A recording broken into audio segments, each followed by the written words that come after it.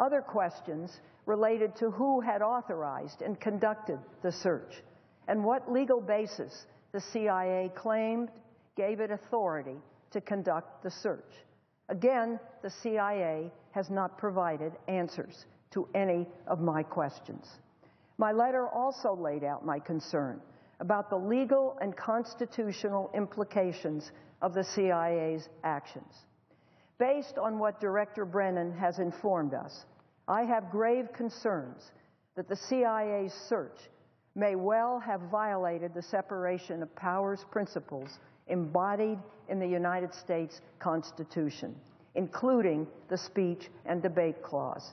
It may have undermined the constitutional framework essential to effective congressional oversight of intelligence activities or any other government function.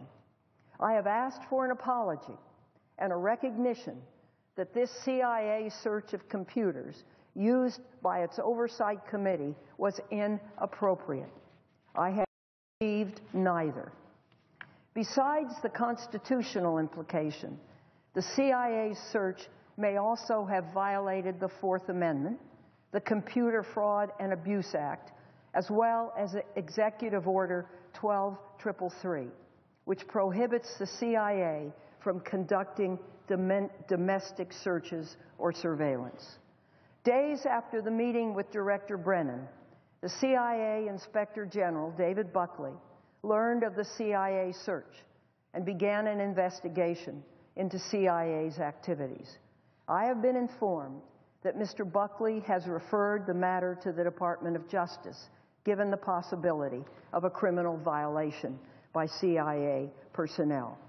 Let me note, because the CIA has refused to answer the questions in my January 23rd letter, and the CIA Inspector General is ongoing, I have limited information about exactly what the CIA did in conducting its search.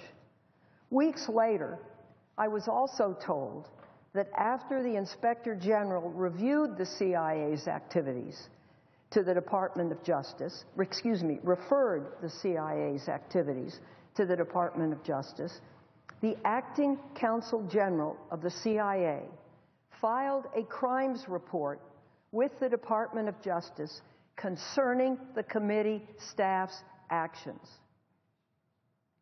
I have not been provided the specifics of these allegations or been told whether the department has initiated a criminal investigation based on the allegations of the CIA's acting general counsel. As I mentioned before, our staff involved in this matter the appropriate clearances, handled this sensitive material according to established procedures and practice to protect classified information, and were provided access to the Panetta review by the CIA itself. As a result, there is no legitimate reason to allege to the Justice Department that Senate staff may have committed a crime. I view the acting Consul General's referral as a potential effort to intimidate this staff, and I am not taking it lightly.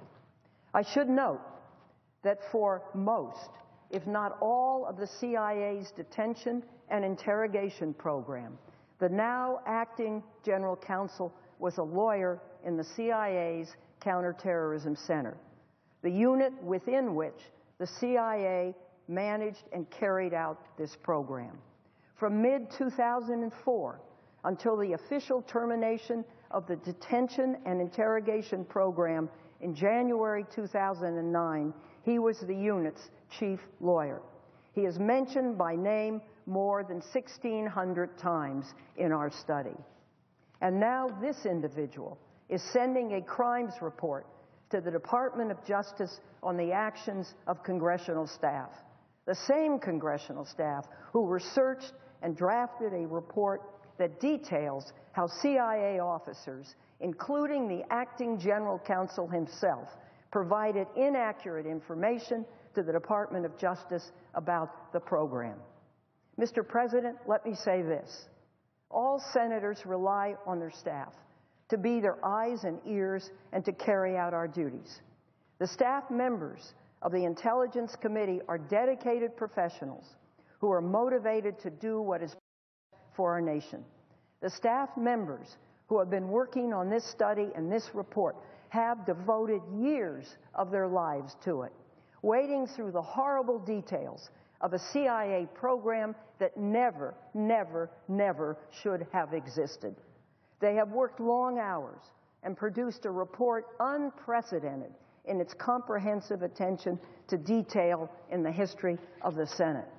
They are now being threatened with legal jeopardy, just as the final revisions to the report are being made, so that parts of it can be declassified and released to the American people. Mr. President, I felt that I needed to come to the floor today to correct the public record and to give the American people the facts about what the dedicated committee staff have been working so hard for the last several years as part of the committee's investigation.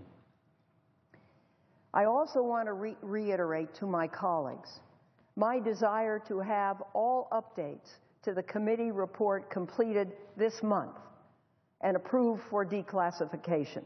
We're not going to stop. I intend to move to have the findings, conclusions, and the executive summary of the report sent to the President for declassification and release to the American people. The White House has indicated publicly, and to me personally, that it supports declassification and release. If the Senate can declassify this report, we will be able to ensure that an un-American, brutal program of detention and interrogation will never again be considered or permitted. But, Mr. President, the recent actions that I have just laid out make this a defining moment for the Oversight and Intelligence Committee. How Congress and how this will be resolved will show whether the Intelligence Committee can be effective in monitoring and investigating our nation's intelligence activities, or whether our work can be thwarted by those we oversee.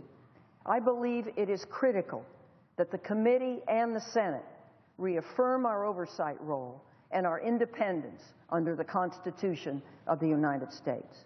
Mr. President, I thank you very much for your patience, and I yield the floor. Mr. President.